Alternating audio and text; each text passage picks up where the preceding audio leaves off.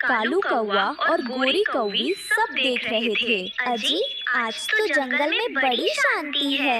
ये शांति तूफान से पहले की है गोरी। चील भूखा है, आज कोई न कोई शिकार बनेगा। हमें बस नजर रखनी है कि बाकी बचा खुचा माल हम उठा सकें। रानी चींटी का दिया दाना खाकर रानों के बच्चे सो गए थे। ये दाना तो आज खत्म हो जाएगा, कल मैं अपने बच्चों को क्या खिलाऊंगी? मुझे और दानों का इंतजाम करना ही होगा। बच्चों के उठने से पहले वापस आ जाऊंगी। रानों को गए कुछ ही पल हुए थे, तभी कालू कौवा रानों के घोंसले के पास आया। अरे वाह, दो नरम नरम बच्चे, आज तो दावत हो जाएगी। जैसे ही कालू बच्चों पर चोंच मारने लगता है, आसमान से वह खौफनाक चील तेजी से नीचे आता है। खबरदार कालू, ये मेरा शिकार है। माफ कर दो मालिक, गलती हो गई। मुझे नहीं पता था कि ये आपके हैं। ये बच्चे किसके हैं? मालिक, ये रानू चिड़िया के बच्चे हैं। वो बड़ी घमंडी है, आपको जंगल का राजा नहीं मानती। मैं तो बस उन्हें सजा दे रहा था। ये रहे आपके बच्चे। मेरा मतलब है ये रहे बच्चे, आप इन्हें ले जाइए। वो अपने पंजों से गुड़िया चिड़िया और कुकू चिड़ा को घोंसले समेत उठा लेता है। अम्मा, अम्मा, बचाओ! चील उन्हें लेकर अपनी खौफनाक गुफा की तरफ उड़ जाता है। रानो चिड़िया चोंच में दाना दबाए वापस आती है, पर वहाँ घोंसला नहीं था। पेड़ की टहनी टूटी हुई थी। रानो के पंखों से दाना छूटकर जमीन पर बिखर जाता है। नहीं, नहीं, गुड़िया, कुकू, मेरे बच्चे कहाँ गए? रानो की चीखें सुनकर हरिया तोता और बंटी कबूतर दौड़ कर आते हैं। रानो बहन, हिम्मत रखो। वो जालिम चील, वो तुम्हारे बच्चों को उठा ले गया। रानो, कालू कौवा और गोरी कौवी भी झूठा अफसोस जताने आ जाते हैं। बहुत बुरा हुआ रानू बहन, हमने बहुत रोकने की कोशिश की, लेकिन चील बहुत ताकतवर था। हम क्या कर सकते थे? मेरे बच्चे, नहीं, मैं मर जाऊंगी। कोई मेरे बच्चों को वापस ला दो, कोई मेरी मदद करो। तभी पेड़ के तने से रेंगती हुई रानी चींटी ऊपर आती है। रानू बहन, रोना बंद करो और इस गद्दार की बात सुनो। ए चींटी, अपनी औकात में रह। औकात तो आज तुमने दिखा दी कालू। मेरी एक सिपाही चींटी ने सब देखा है। जब चील आई तो तुमने खुद रानू बहन के घोंसले का पता उसे बताया। तुमने मेरे दोस्त के बच्चों का सौदा अपनी जान बचाने के लिए किया। ये सुनते ही सारे परिंदे कालू कौवे पर थूकने लगते हैं। रानो चिड़िया रोना बंद करके खड़ी हो जाती है। उसकी आंखों में आंसू की जगह अब आग थी। वो रात जंगल की सबसे काली रात थी। रानो का दिल बैठा जा रहा था। उसे डर था कि सुबह तक उसके बच्चे जिंदा बचेंगे भी या नहीं। रानी चींटी, हम आपका एहसान मानते हैं कि आपने सच्चाई बताई, लेकिन हम उस चील का मुकाबला कैसे करेंगे? वो उस काली पहाड़ी पर रहता है जहाँ कोई नहीं पहुँच सकता। तो क्या मैं अपने बच्चों को फिर कभी नहीं देख पाऊंगी? हिम्मत मत हारो रानू बहन, ये मत भूलो कि तुम्हारी एक दोस्त जमीन पर भी रहती है। आप क्या करेंगी रानी बहन? आप सब परिंदे आसमान में उसकी गुफा ढूंढो और मैं जमीन के रास्ते अपनी फौज लेकर आती हूँ। हम चींटियाँ गन से रास्ता ढूंढती हैं। चील जहाँ भी तुम्हारे बच्चों को ले गया है, उनकी गन हवा में होगी, जमीन पर होगी। मेरी फौज आज रात जंगल का जर्रा जर्रा छान मारेगी। रानी चींटी अपनी लाखों चींटियों को हुक्म देती है। चींटियों की एक काली लहर जंगल के हर कोने में फैल जाती है। दूसरी तरफ उस खौफनाक पहाड़ी की चोटी पर चील अपनी गुफा में बैठा था। कुकू, मुझे अम्मा के पास जाना है। ये जगह कितनी डरावनी है। डरो मत गुड़िया, अम्मा जरूर आएंगी, वो हमें बचा लेंगी। तुम्हारी अम्मा वो यहाँ तक पहुँचने का सोच भी नहीं सकती। सुबह का सूरज निकलते ही मैं तुम दोनों का मजेदार नाश्ता करूँगा। तब तक सो जाओ। रानो, हरिया और बंटी कबूतर गुफा को ढूंढते हुए वहाँ पहुँच जाते हैं। रानो बहन, रुको, हम एक साथ हमला नहीं कर सकते। मैं और इंतजार नहीं कर सकती। मेरे बच्चों को छोड़ दो जालिम। तो तुम आ ही गई अपने बच्चों की मौत का तमाशा देखने। चील रानों पर हमला करने के लिए झपटता है। ऐन मौके पर हरिया तोता और बंटी कबूतर आकर चील से टकरा जाते हैं। रानू बहन, तुम बच्चों को बचाओ, हम इसे रोकते हैं। एक भयंकर लड़ाई शुरू हो जाती है, लेकिन चील बहुत ताकतवर था। उसने अपने पंजों से एक ही वार में हरिया तोते का पंख जख्मी कर दिया। बंटी कबूतर भी लहूलुहान हो गया। इससे पहले कि चील रानों पर वार करता, उसे अपने पैरों पर कुछ रेंगता हुआ महसूस हुआ। उसने नीचे देखा। ये क्या बकवास है? चींटियाँ? रानी चींटी लाखों चींटियों के लश्कर के साथ पहाड़ी पर चढ़ आई थी। हमला! इसकी आंखों पर हमला करो, इसे अंधा कर दो। हजारों चींटियां उसके परों में, उसके बदन में घुस गईं और उसे काटने लगीं। मेरी आंखें! हटो, हटो यहाँ से! वो हवा में ठीक से उड़ नहीं पा रहा था, क्योंकि उसकी आंखें लहूलुहान हो चुकी थी। वो अंधा हो चुका था। रानू बहन, जाओ, अपने बच्चों को ले आओ। रानो बच्चों को अपनी पीठ पर बिठाती है। वह सब तेजी से गुफा से बाहर निकलते हैं। चील अभी भी दर्द से तड़प रहा था। वह उस खौफनाक पहाड़ी से बहुत दूर निकल जाते हैं। रानो ने अपने बच्चों को एक घने पेड़ की टहनी पर उतारा। मेरे जिगर के टुकड़ों, मेरी गुड़िया, मेरा कुकू। लेकिन रानो की मुस्कान अचानक गायब हो गई। उसे अपनी दोस्त की याद आई। रानी बहन, मेरी रानी बहन कहाँ है? रानो उस पेड़ के तने के पास जाती है। एक पत्ते पर रानी चींटी घायल पड़ी थी। चील जब अंधा होकर तड़प रहा था, तो उसका एक पंजा रानी चींटी के ऊपर पड़ गया। रानी बहन, ये आपने क्या किया? मेरी वजह से आपकी जान। रो मत बहन, दोस्ती का फर्ज निभाना था। तुम्हारे बच्चे सलामत हैं, बस यही काफी है। इतना कहकर रानी चींटी की आंखें हमेशा के लिए बंद हो गईं। आज उसके बच्चे बच गए थे, लेकिन रानो चिड़िया ने इस जीत की सबसे बड़ी कीमत चुकाई थी। उसने अपनी सबसे सच्ची दोस्त को हमेशा के लिए खो दिया था। सुबह का समय था। सब पक्षी अपने अपने काम में लगे थे। कोई खाना जुटा रहा था, कोई अपने बच्चों को खिला रहा था। पर उसी वक्त एक कोने में कालू कौवा चुपचाप बैठा था। उसकी आंखों में चालाकी चमक रही थी। ये सब मेहनत करके खाने वाले मूर्ख हैं। मैं तो समझदार हूँ। मेहनत नहीं, चोरी करनी चाहिए, और चोरी से जो मिलेगा उससे मैं सबसे बड़ा घर बनाऊंगा, 2 मंजिला घर।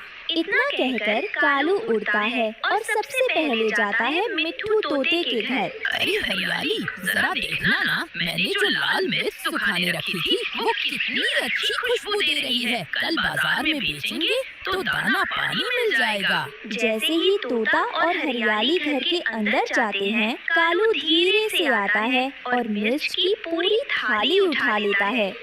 अब ये मिर्च मेरे घर में रखूंगा। धीरे धीरे मेरा घर खजाने से भर जाएगा। एक दिन कबूतर चाचा अपने अनाज की बोरियों के पास बैठे थे। हर दिन की तरह वो अपने अनाज को साफ कर रहे थे। आज तो नए अनाज आए हैं, बच्चों के लिए ये बहुत काम आएगा। तभी एक कालू कौवा धीरे धीरे वहाँ आता है। जैसे ही कबूतर की नजर बोरियों से हटती है, वो एक जल्दी से एक बड़ी बोरी उठाई और उड़ गया। अरे मेरी बोरी कहाँ चली गई? कबूतर चाचा समझ नहीं पा रहे थे कि ये चोरी कैसे हुई। कालू कौवा पीछे से हंसते हुए उड़ गया। ऐसे ही कई दिन गुजर गए। एक रोज जंगल के पुराने हिस्से में कालू कौवा ने अपने लिए एक बड़ा 2 मंजिला घर बनाया। लकड़ी, सूखी डालियाँ और पत्तों से उसने ऐसा मकान खड़ा किया कि बाकी पक्षी भी हैरान रह गए। देखो सब मेरे घर को।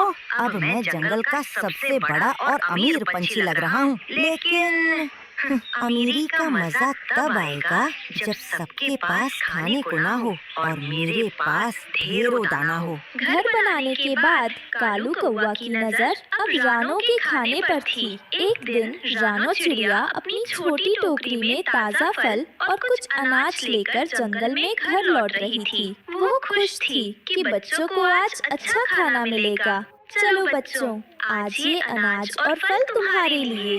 अचानक कालू कौवा ऊपर से रानो के घर पर उड़ता हुआ आता है और खिड़की से फलों की टोकरी को चुरा लेता है। ये सब कौन कर रहा है? मेरी टोकरी और अनाज सब गायब। और इसी तरह कालू कभी कबूतर चाचा की अनाज की बोरियां, कभी तोते की मिर्चें और कभी रानो चिड़िया की फलों की टोकरी चुरा लेता। हर कोई परेशान था, पर कोई समझ नहीं पा रहा था कि ये सब गायब कैसे हो रहा है। कुछ दिन बीते, सब इकट्ठा होकर रानो चिड़िया के घर पहुँचे। रानो बेटा, अब तो हद हो गई। रोज मेरा अनाज गायब हो जाता है। ये कौन है जो जंगल को लूट रहा है? हाँ दीदी, मेरे बच्चे भूखे रह गए। कोई तो है जो हमारी मेहनत छीन रहा है। अरे का बताई, हमरा घर के आगे से भी सब गायब हो जात बा। कोनो जादू टोना लागत बा? नहीं दोस्तों, ये जादू टोना नहीं है। ये जरूर किसी चालाक का काम है। हम सब मिलकर पता लगाएंगे। इसी बीच पेड़ की सबसे ऊंची डाल पर बैठे कालू कौवा सब सुन रहा था और मन ही मन हंस रहा था। जितना चाहो शिकायत कर लो, पर किसी को पता नहीं चलेगा कि ये सब मैंने चुराया है। मेरा 2 मंजिला घर तैयार हो गया है। अब सब मुझे जल जल कर देखेंगे। रात का समय था, पूरा जंगल सो रहा था, लेकिन कालू कौवा जाग रहा था। वो चोरी का सामान एक एक करके अपने नए घर में रख रहा था। उसका घर जंगल के किनारे एक बड़े बरगद के पेड़ पर बना था। 2 मंजिला, चमचमाता हुआ, पर उसमें सिर्फ चोरी का माल था। वाह, अब देखो, रानो चिड़िया की टोकरी, कबूतर चाचा का अनाज, तोते की मिर्च, बिंदिया चिड़िया की मूंगफली, सब मेरे पास है। अब मैं सबसे बड़ा अमीर हूँ। सब मुझे देखेंगे तो जल जाएंगे। उसी वक्त गुड़िया चिड़िया उड़ते उड़ते वहाँ पहुँच गई। उसने देखा कि कालू कौवा अंधेरे में अपने घर में चोरी का सामान छुपा रहा है। अरे तो ये है असली चोर। कालू कौवा ही सबका सामान चुरा रहा है। मुझे सबको बताना होगा। गुड़िया धीरे से उड़कर वापस चली जाती है और कालू कौवा अपने चोरी के खजाने को देखकर मन ही मन हंसता है। उसे नहीं पता था कि उसकी चालाकी अब सबके सामने आने वाली है। मामा, सुनो सुनो, मुझे पता चल गया है कि हमारा सामान कौन चुरा रहा है। सभी पक्षी पहले से ही रानो के घर पर थे। क्या सचमुच? बताओ बेटा, कौन है वो? वो है कालू कौवा। कल रात मैंने अपनी आँखों से देखा। वो अपने नए 2 मंजिला घर में चोरी का सारा सामान छुपा रहा था। अरे तो इसका मतलब मेरे बच्चों का खाना भी उसी ने छीना था। तो कोनो जादू टोना ना, ये कालू की हरकत बा। ये सुनकर सब पक्षी हैरान रह गए। गुस्से और दुख से उनकी आंखें भर आईं, लेकिन रानो चिड़िया शांत रही। उसने सभी को इशारे से चुप कराया। दोस्तों, सच अब सामने है, लेकिन हमें जल्दबाजी नहीं करनी चाहिए। कालू ने हमसे छल किया है। अब हमें सबूत के साथ उसे पकड़ना होगा ताकि वो फिर कभी किसी को नुकसान ना पहुंचा सके। रात गहरा चुकी थी। पूरा जंगल चुप था। सिर्फ झिंगुरों की आवाज गूंज रही थी। रानो चिड़िया, कबूतर चाचा, मिट्ठू तोता, बिंदिया और बाकी सब पक्षी धीरे धीरे उड़ते हुए कालू कौवा के 2 मंजिला घर की ओर बढ़ रहे थे। जैसे ही सब घर के पास पहुँचे, उन्होंने देखा अंदर मिर्च की थालियाँ, अनाज की बोरियां, फल की टोकरी और मूंगफली के ढेर रखे थे। अरे ये तो मेरा अनाज है। ये देख, ये मिर्च हमरा बा। तो तो सचमुच कालू ही हमारे बच्चों का खाना छुपा रहा था। सभी पक्षी चोरी का सबूत देखकर हैरान रह गए। तभी अचानक आसमान में बादल गरजने लगे, तेज हवाएं चलने लगीं, बारिश की बौछारें पड़ने लगीं। देखते ही देखते भयानक तूफान ने पूरे जंगल को घेर लिया। कालू कौवा अपने घर से बाहर निकलकर घबराया हुआ इधर-उधर देखने लगा। अरे नहीं, ये क्या हो रहा है? मेरा महल, मेरा 2 मंजिला घर। तेज हवा और बारिश से उसका घर हिलने लगा, लकड़ियाँ टूटने लगीं और देखते ही देखते पूरा घर ढह गया। सारा चोरी का सामान नीचे गिरकर बिखर गया। देखो, भगवान का न्याय हो गया। जो चोरी करेगा उसका घर कभी नहीं टिकेगा। हाँ बेटा, मेहनत से बनाया घर ही टिकता है। दूसरों का हक छीनकर अमीर बनने वाला कभी सुखी नहीं होता। दिसंबर का महीना था और जंगल के किनारे बसे चिड़ियों के गांव में कड़ाके की ठंड पड़ रही थी। ये ठंड सिर्फ मौसम की नहीं थी। दीदी, ये हवा मुझे काट रही है। माँ कहाँ है? मुझे उनके पंखों में सोना है। टुनटुनी, माँ अब भगवान के पास है, पर डरो मत, मैं हूँ ना, हम सब साथ हैं। आज दयाराम चिड़े के सामने सिर्फ 3 बेबस पोतियाँ थी। 6 साल की रानो जो समझदार थी, 5 साल की टुनटुनी जो बात पर डर जाती थी और सबसे छोटी टुकटुकी जो अभी सिर्फ 6 महीने की थी। हे भगवान, ये तूने हम गरीबों के साथ कैसा अन्याय किया है? तुझे हमारी तकलीफें दिखाई नहीं देती हैं क्या? जीवन की राख अभी ठंडी नहीं हुई थी और जिम्मेदारियों का पहाड़ बूढ़े कंधों पर आ गिरा। दयाराम चिड़ा की पुरानी झोपड़ी उस ठंड के आगे हार मान चुकी थी। सहारा अगर कुछ था तो बस एक पालतू गाय यमुना, जिसे जीवन बहुत प्यार से पालता था। यमुना का दूध बेचकर ही दयाराम किसी तरह 2 वक्त की रोटी का इंतजाम कर पाता था। यमुना, तू ही मेरा सहारा है बेटी। तेरी गर्माहट से ही इन बच्चों की जान बचेगी। तेरा दूध ही इनकी रोटी है। एक सुबह जब दयाराम चिड़ा टूटी हुई झोपड़ी की मरम्मत कर रहा था, तो एक भारी भरकम लालची चील उसके दरवाजे पर आया। ये था साहूकार भुला। उसके साथ 2 काले कोवे गुर्गे भी थे। ओए दयाराम, तेरे बेटे ने साहूकार से कर्जा लिया था। तुझे लगा बेटा नहीं रहा तो कर्जा भी मर गया। दयाराम चिड़ा का दिल कांप गया। कर्जा? टुन्नू ने कभी कर्जे की बात नहीं बताई थी। लेकिन उसे याद आया, जीवन अक्सर गिलहरी से मिलकर दानों के लेन देन की बात करता था। क्या ये वही कर्जा था? मालिक, कैसा कर्जा? मुझे तो इस बारे में कुछ पता नहीं है। मैं तो बस... पता कैसे चलेगा? पैसे जो देने पड़ेंगे। तेरे बेटे ने ये कमरे का पक्का घर बनवाने के लिए 10,000 दाने लिए थे। कर्जे के कागजात हैं मेरे पास।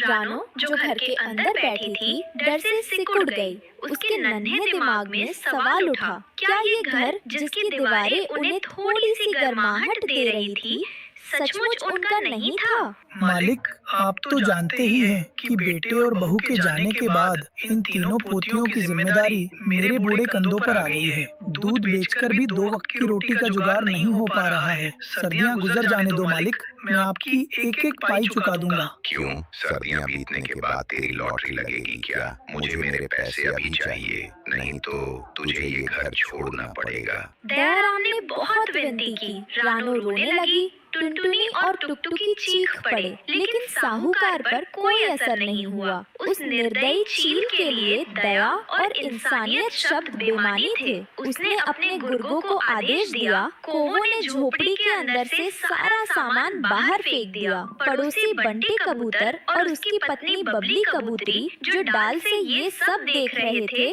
धीरे से फुसफुसाए, देखो बंटी, मैंने कहा था ना, गरीबों को कभी सिर उठाने नहीं देना चाहिए। अब देखो, साहूकार ने ताला लगा दिया। हाँ, ये सब इनकी आदतें हैं। कर्जा लेंगे, चुकाएंगे नहीं। अब इन्हें खुले आसमान के नीचे ठंड में मरने दो। कम से कम हमारे मोहल्ले की शोभा तो खराब नहीं होगी। रानो की दोस्त बुलबुल चिड़िया, जो पास की टहनी पर बैठी थी, रोते हुए असहाय होकर रो रही थी। वो आगे बढ़ना चाहती थी, पर साहूकार साहूकार भुला के डर से उसके पंख जम चुके थे। रानो और टुनटुनी अपनी सबसे छोटी बहन टुकटुकी को गोद में लेकर सड़क पर आ गईं। साहूकार भुला ने दयाराम के एकमात्र पक्के ठिकाने पर अपना ताला लगा दिया। दादाजी, मुझे बहुत ठंड लग रही है, क्या हम अब अपने घर में कभी नहीं जा सकेंगे? दयाराम ने आसमान की ओर देखा। बर्फीली हवाएं उसके आंसू को पल भर में जमा रही थीं। हे ऊपर वाले, अब मैं इस दूध मुही बच्ची की कैसे रक्षा करूं? तू बहुत निर्दयी है भगवान, हम गरीबों की तो कभी नहीं सुनता। रात का साया गहरा चुका था, चारों ओर कड़ाके की ठंड और सन्नाटा था। रानो अपनी बहनों को पत्तों से ढकने की कोशिश कर रही थी, लेकिन मुसीबतें सिर्फ कमजोरों को तोड़ती हैं। रानो, जिसके दिल में माँ बाप का दर्द और बहनों की चिंता थी, उसने हार नहीं मानी। दादाजी, साहूकार जी ने हमसे हमारा घर छीन लिया तो क्या हुआ? हम लोग मिलकर अपना घर बनाएंगे। अपना घर? रानो बेटा, अपना घर बनाने के लिए हमारे पास पैसे नहीं हैं। हमें पैसों की जरूरत भी नहीं पड़ेगी। हम सब मिलकर फूस, टूटे बांस और लकड़ियों से अपना घर बना लेंगे। दयाराम ने अपनी पोती के चेहरे पर वो चमक देखी और जंगल भर में घूम घूम कर फूस, टूटे बांस और टूटी फूटी लकड़ियाँ इकट्ठा करने लगे। यहाँ तक कि हरिया तोता और हरियाली तोती जो उन्हें दूर से देख रहे थे, उनका दिल पसीज गया, पर वे साहूकार के डर से सामने नहीं आए। देखो हरियाली, छोटी सी रानो और बूढ़े दादा किस हाल में हैं। साहूकार चील ने उन्हें एक पल में सड़क पर ला दिया। मेरा कलेजा मुंह को आ रहा है हरिया, वो छोटी टुकटुकी अभी तो ठीक से उड़ना भी नहीं सीखी। हमें उनकी मदद करनी चाहिए। मदद? कैसी मदद हरियाली? तुम भूल रही हो कि वो चील साहूकार है। मैंने उसे देखा है, वो हर उस पर नजर रखता है जो दयाराम चिड़े से सहानुभूति दिखाता है। अगले दिन उन्होंने गांव के बाहर एक छोटा अस्थायी घर बनाया। वो एक टूटी फूटी झोपड़ी थी जो हवा के हर झोंके के आगे बेबस थी। उन्होंने अपनी गाय यमुना को झोपड़ी के बाहर एक पेड़ से बांध दिया। रात हुई, खाना खाकर जब चारों सोने लगे, तब टुनटुनी ठंड के मारे फिर रोने लगी। दादाजी, हमारी झोपड़ी में तो बहुत ज्यादा ठंड है। बाहर की बर्फीली हवा अंदर आ रही है।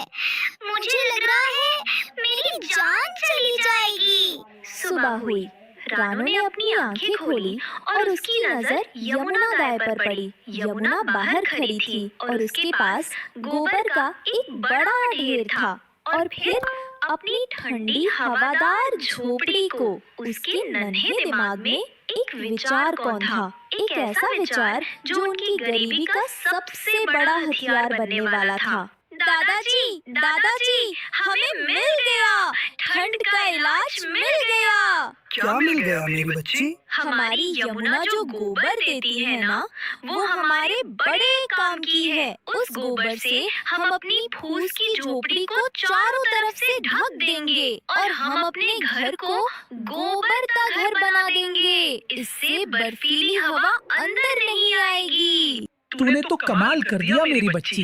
ये बुद्धिमानी ये तो मेरे बेटे में भी नहीं थी। रानो ने तुरंत काम शुरू कर दिया। जब रानो और टुनटुनी गोबर इकट्ठा कर रही थी, तब उनकी दोस्त बुलबुल चिड़िया ने भी उनकी मदद करी और शाम तक उन्होंने पूरे घर को गोबर से लीपकर तैयार कर लिया। उनकी टूटी फूटी झोपड़ी अब एक मोटी, भूरी और मजबूत दीवार वाले गोबर घर में बदल चुकी थी। दीदी, गोबर का लेप लगाने के बाद अब हमारा घर कितना गर्म हो गया है। हमारा गोबर का घर पूरे गांव में सबसे अलग है। किसी ने नहीं सोचा होगा कि जिस गोबर से उपले बनाते हैं, उसी गोबर से हम घर भी बना सकते हैं, और वो भी बिना पैसे खर्च किए। वे सभी आपस में बातें करते हुए अपने गोबर घर में चैन की नींद सो गए।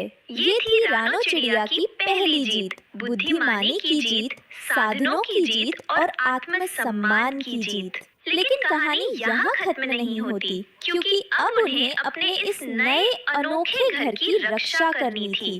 साहूकार भुला के लालच, टुन्नों की कायरता और बटी बबली के उपहार नदी किनारे कुकू और जग्गू बैठे थे। जग्गू ने कुकू की नानी माँ के जंगल के मीठे फलों के बारे में पूछा। कुकू, आपकी नानी माँ के जंगल में इस मौसम में मीठे आम के फल मिलते होंगे ना?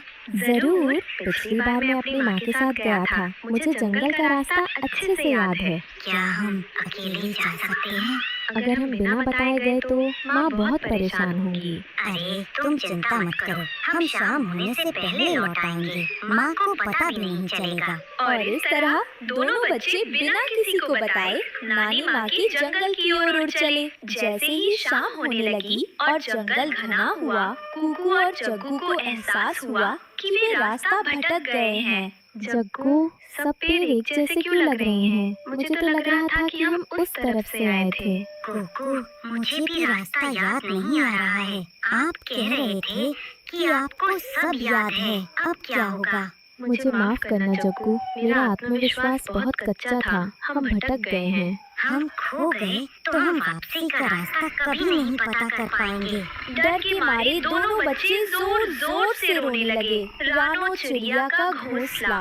रात हो चुकी है। रात होने पर भी जब बच्चे वापस नहीं लौटे तो रानो चिड़िया और गोरी कौवी का बुरा हाल हो गया। मेरा कुकू, वो छोटा सा है। मेरी आंखें सूख गई हैं। मैंने तो सारा जंगल देख लिया। अब और इंतजार नहीं हो सकता। मुझे बंटी और बबली कबूतर के घर जाना होगा। वे ही इस वक्त मेरी मदद कर सकते हैं। रानो तुरंत अपने घोंसले से उड़ चली। वह तेजी से कबूतर के घर की ओर जा रही थी। अंधेरे में उड़ते हुए कुछ ही दूरी पर उसे गोरी कौवी दिखाई दी, जो तेजी से उसी की तरफ आ रही थी। गोरी जी, आप इस वक्त कहाँ जा रही हैं?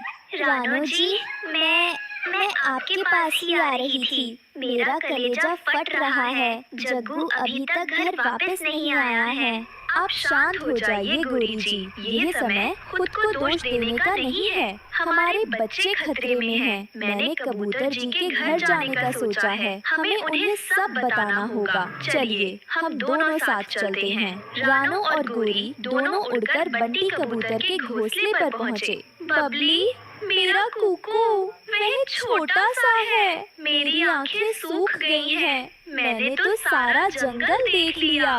रानो, आप हिम्मत मत हारिए। हमें माफ कर दीजिए। ये सब हमारी लापरवाही के कारण हुआ है।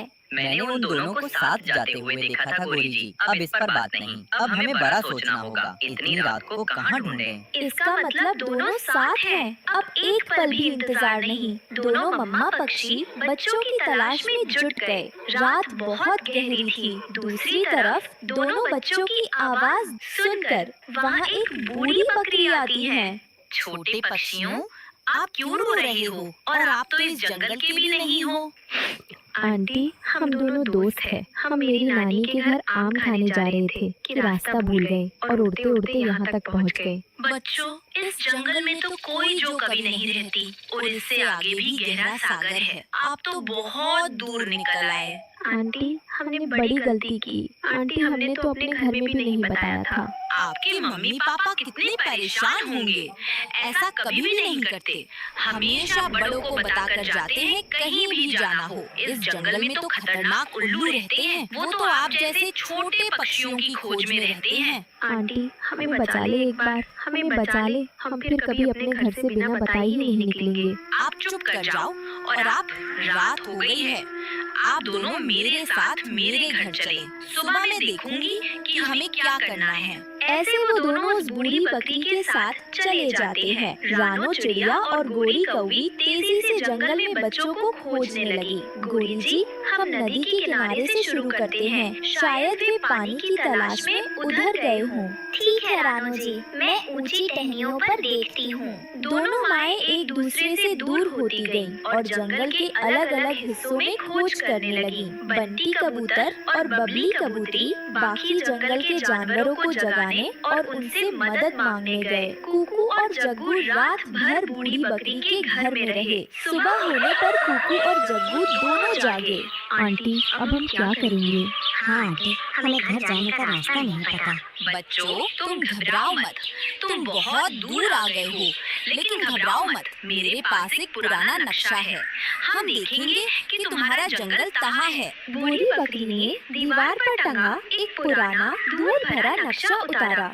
ये देखो, यहाँ ये नदी है और तुम्हारा जंगल इस दिशा में बहुत दूर है। उड़कर वापस जाने में पूरा दिन लग जाएगा। तुम्हें किसी बड़े की मदद चाहिए। लेकिन हमारे मम्मी पापा को तो हमारा रास्ता भी नहीं पता होगा। वे हमें कहाँ ढूंढेंगे? हाँ कुकू सही कह रहा है, वो हमें कहाँ खोज रहे होंगे। तुम उदास मत हो। मैं सुबह सुबह जंगल में घूमने वाले लालू तोते को जानती हूँ। वो बहुत तेजी से उड़ता है। वो शायद तुम्हारे इलाके से परिचित हो। मैं उसे बुलाती हूँ।